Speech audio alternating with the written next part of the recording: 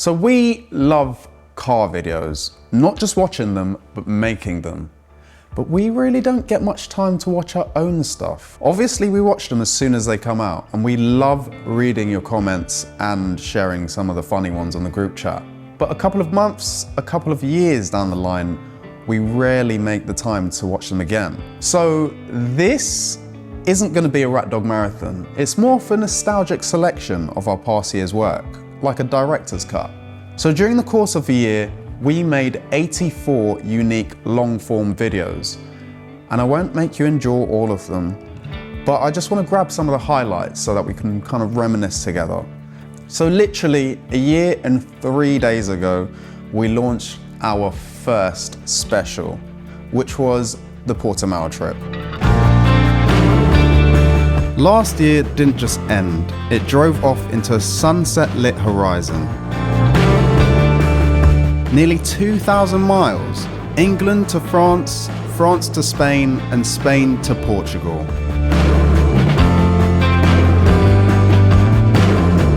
All in cars, we spent most of 2024 preparing for this very trip.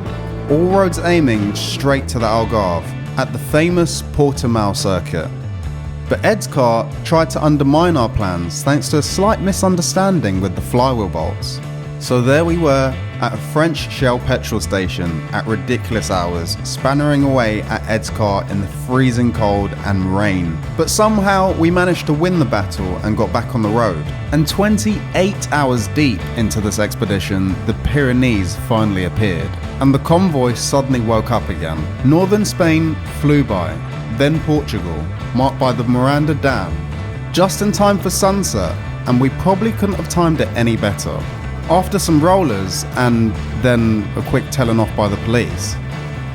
Then we headed for Porto for a quick stop for food and a little regroup. And then the A2 called us south. Sleep was optional, focus wasn't, which ended up putting a toll on certain people. We rolled into our villa in Villamora in the early hours of the morning. All cars present, and all spirits intact. A small victory in itself. And at the finish line of this marathon, it was Portimao, one of the most iconic roller coasters of tarmac in the world, waiting for us to give it everything. The cinematography gods blessed me with the most amazing sunset at the end of the track day. Some cars limping and wounded, but we all managed to capture them all together on the track. But there was one more wounded than all the rest. Ed's car, it still managed to blow up. And that is how you end a year. Slightly delirious, flat out, but exactly where you're meant to be. But first, a word from our dear friends Cav and Jib. Jack said they need a video because they know that with me in it, it will be much better. So here's my video with me in it to make their video much better. RatDog, we fucking love you. You made us buy carbon fibre helmets. To be honest, you make us spend more money than we should on just cars, and we fucking love you for that. We can't wait for 2026. Tell Nuno to pull his fucking finger out and organise a trip. And if you need some bits, just holler your boy for the Forced. Me and Jib love you. Jib's holding the camera. Love you too, guys. But when we got back to England, something interesting happened. Guys, welcome back to another video. What's that shiny spaceship doing outside the house? What the fuck is this? A certain tuning company based in Luton seemed to not know our car existed, or pretended that it wasn't real. We're friends now, so please don't comment on their videos, please. Oh my god, you guys. And the comments just went on and on and on, and we were kind of like worried. We were like, okay, this is too much. But you guys kept on going.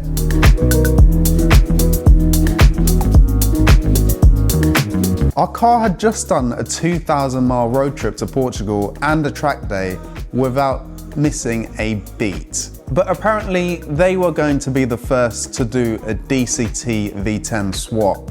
So we decided to make sure that they'd at least hear us.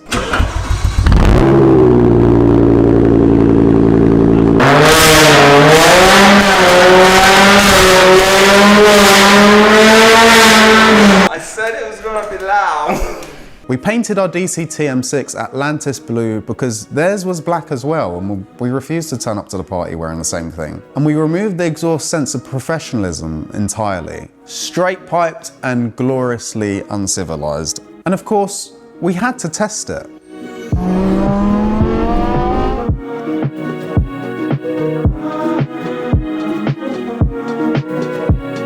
We took the M6 on the weekly Costco run. Yeah,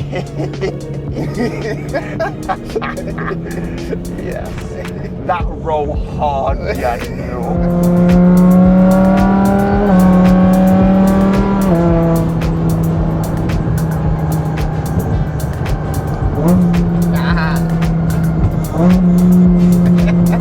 Never gets old, does it? And let's just say a Porsche 911 appeared. Speed happened, and the exact whereabouts are unimportant. Just a V10, a DCT that refuses to take a day off, and a point made loud enough for even Luton to notice. After all of that, Jake decided that he wasn't being dramatic enough. So, he took his E92 back to a bare shell, fully committed and didn't look back. First, the carbon roof was removed, which went slightly better than it should have.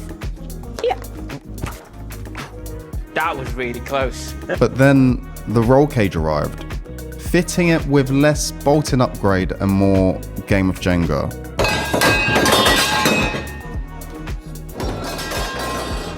And from there, the build stopped being a plan and started becoming a lifestyle. Decisions escalated, parts multiplied, and the spreadsheet gave up. We'll revisit that situation later in the video, but trust me, it gets wild. And while that was all unfolding, Peter and Ed were doing the sensible thing for once, actually driving their cars.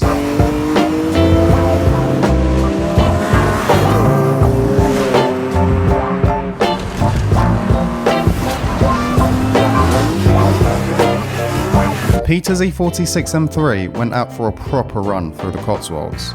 Country roads, historic locations, and an engine that never gets old.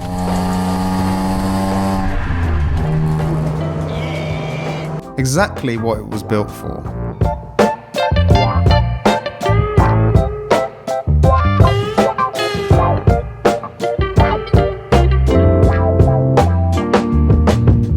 Ed, meanwhile, had his club sport back on track.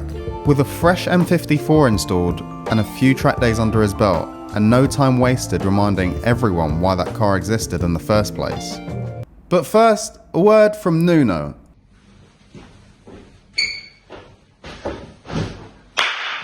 You're so boom yet.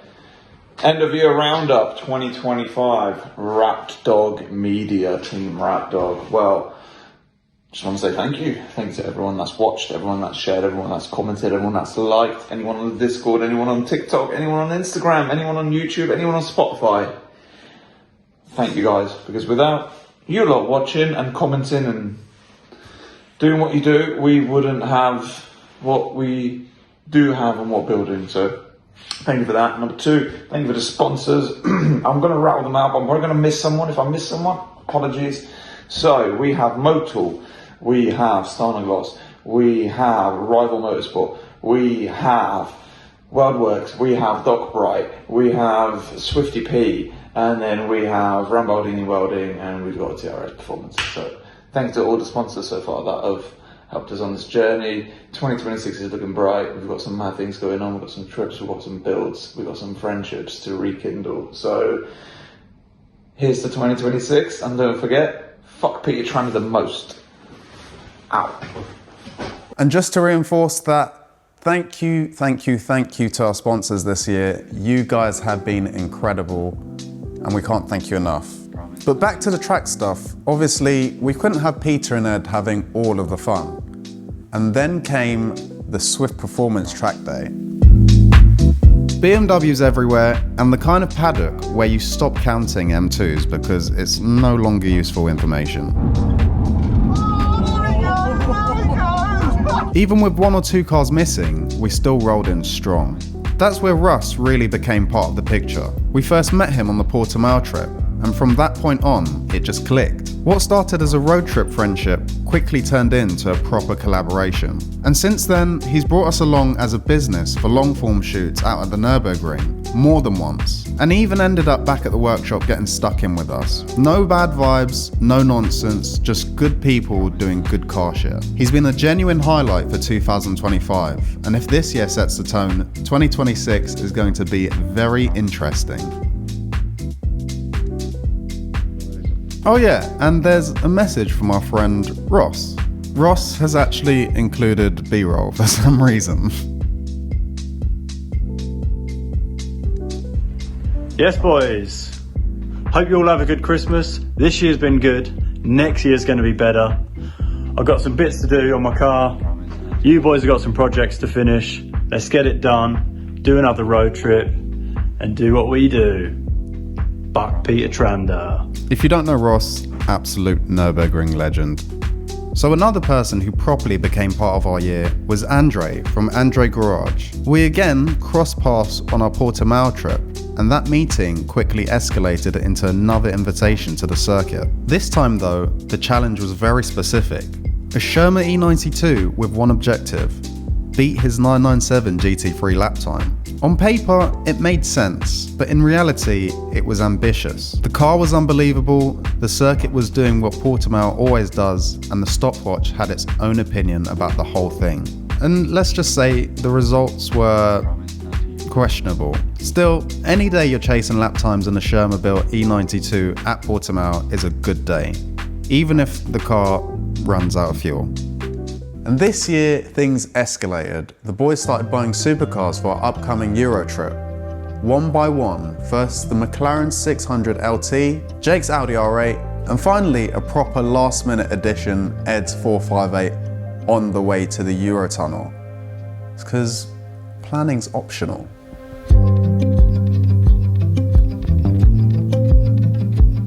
What followed was thousands of miles across Europe. France came first, then into the Swiss Alps, winding our way to Lake Lucerne. From there, Italy, Lake Como doing what it does best. Then Monaco, right in the middle of F1 month. Dinner at Nobu, followed by a very quiet, very respectful late night drive around the circuit layout. After that, Spain, starting at the Art Hotel in Barcelona and finishing at a luxury villa in Marbella. Some of the best roads, some of the best scenery, and some of the best places Europe has to offer. All experience behind the wheel of freshly purchased supercars that barely knew us yet. It wasn't just a road trip, it was one of those stretches of time you know you'll talk about for years. We tried to capture it all in a 3-hour-long special episode. It doesn't quite do the trip justice, but it gets closer than anything else could.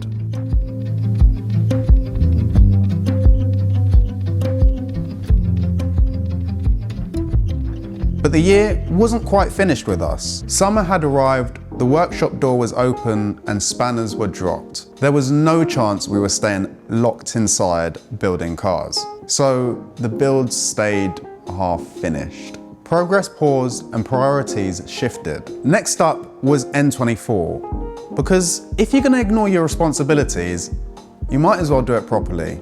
At the Nurburgring. In peak summer, surrounded by noise, madness, and everything that makes that place irresistible. Some things can wait, but that couldn't.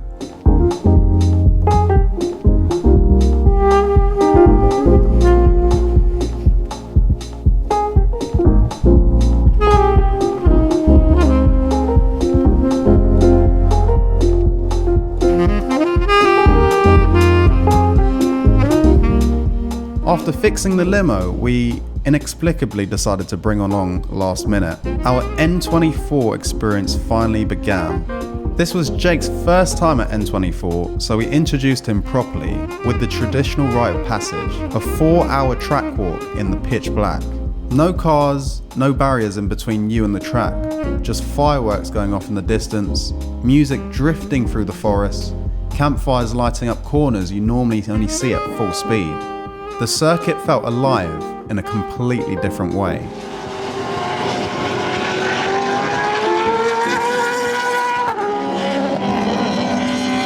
It sets the tone like nothing else can. Every time is special, every time feels unreal. And once you've experienced it properly, you don't stop coming back.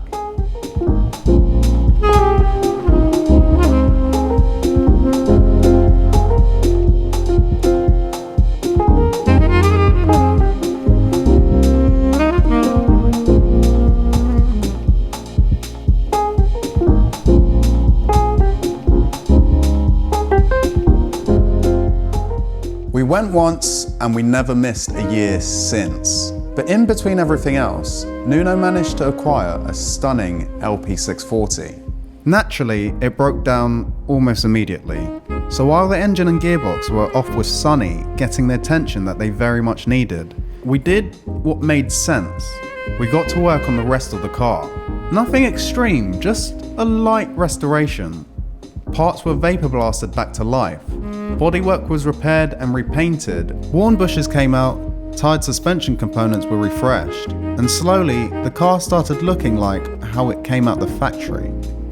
It wasn't about perfection, it was about doing things properly, while the important bits were being put right somewhere else. And by the time the drivetrain was ready to come home, the rest of the car would be ready for it.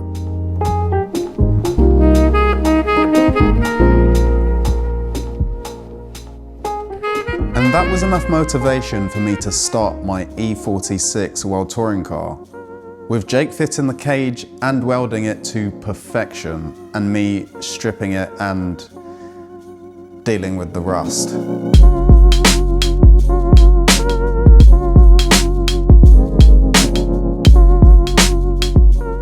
First step was stripping it back, then letting Jake work his magic, fitting and welding the roll cage properly.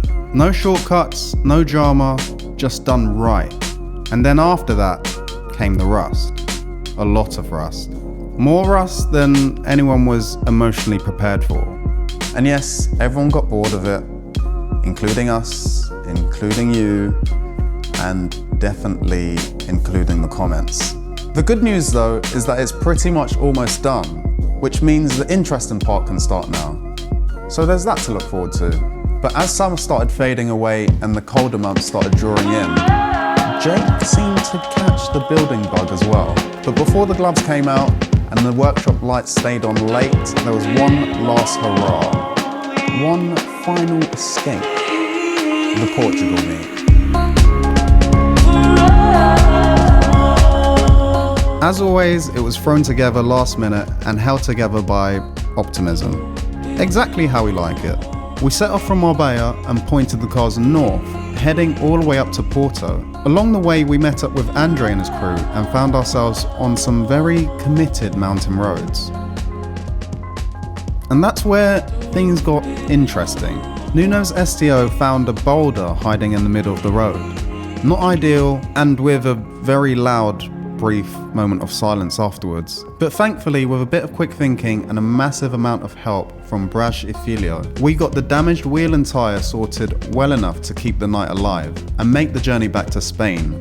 Once the car situation was handled, we headed down to the meet location and genuinely were not prepared for what we found. Cars and people everywhere. Not just from Portugal, but from all over Europe.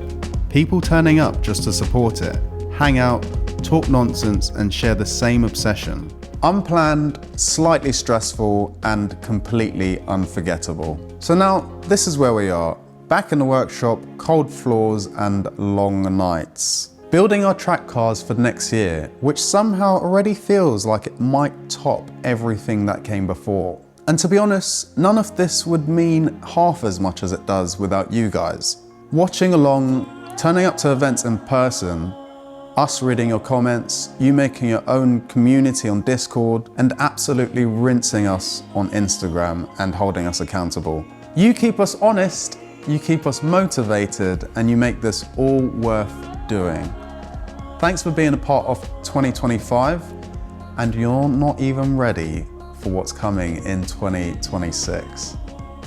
So that's 2025 now wrapped up. It's been an incredible year, from the emotional road trips, which have been incredible, the Europe trip, N24, Portugal, the shutdown, been to Marbella a load of times, Dubai.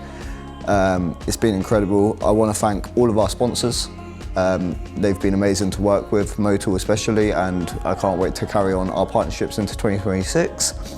And thank you to all of our supporters, because without you guys, we wouldn't be filming it. We would still be doing everything that we're doing, but we wouldn't have camera there, we wouldn't have John sat in there. So I want to thank you all for that. We've got some big things coming for 2026, including the merchandise that everyone keeps talking about.